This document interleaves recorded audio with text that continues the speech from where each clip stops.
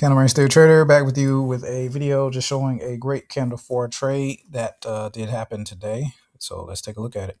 So remember, when we're trading, this is on the daily chart. So when we're trading the daily chart, let's always remember that we always want to frame our candle 1 range, which is right here.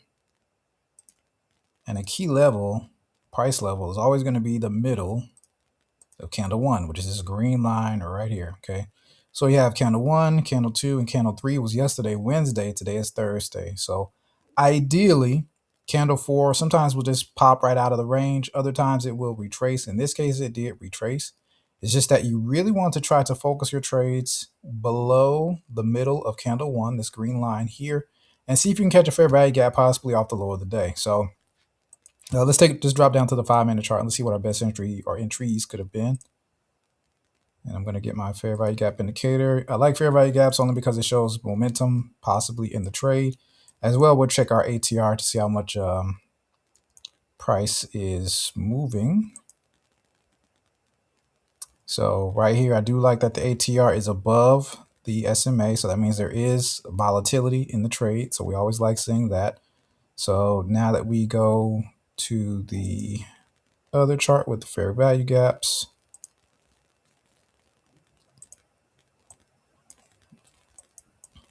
first fair value gap happened at 2:50 a.m. this morning.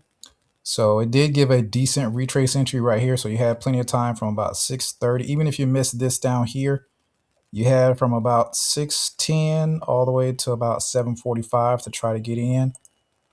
You could have got in anywhere in there. Maybe what I think we could have got away with a 15 pip stop loss. Yeah. So that would have been good for a 1-to-1 on 15 pips, a 1-to-2 on 30 pips, or even a 1-to-3 with 50 pips. All right. So there you go. So it did already hit the candle range theory high.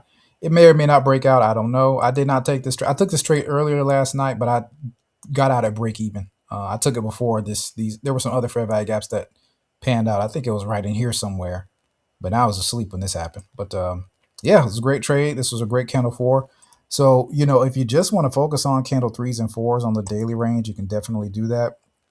But I did like this trade. It was, like I said, I wish I would have took it. I am in one now presently that may or may not work out. I don't know. But I'm in this one short, which is looking pretty good. That's my entry right here. So I did have to sit through some consolidation, but it did bounce off this first fair value gap, and it's currently going down. But this is based on,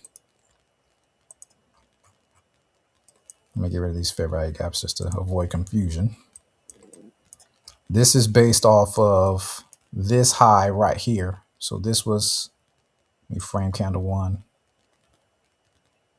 Candle 1 right here. All right, so candle 1, candle 2, candle 3. I was looking at this as a retrace, okay, up to above the middle of candle 1. Okay, so it's all the way up here. So we looked at this as a retrace, and then hopefully it will just continue to go down. So that was that.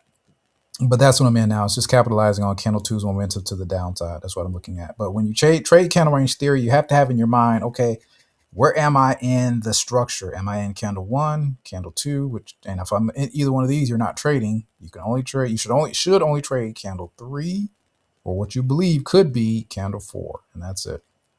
So, but that's it. Like I said, AJ had a great candle 4 setup, so just showed that to you. Wish I would have took it, but hopefully this one will work out. Appreciate your time and attention. Thanks for watching. Have a great rest of your day. Take care.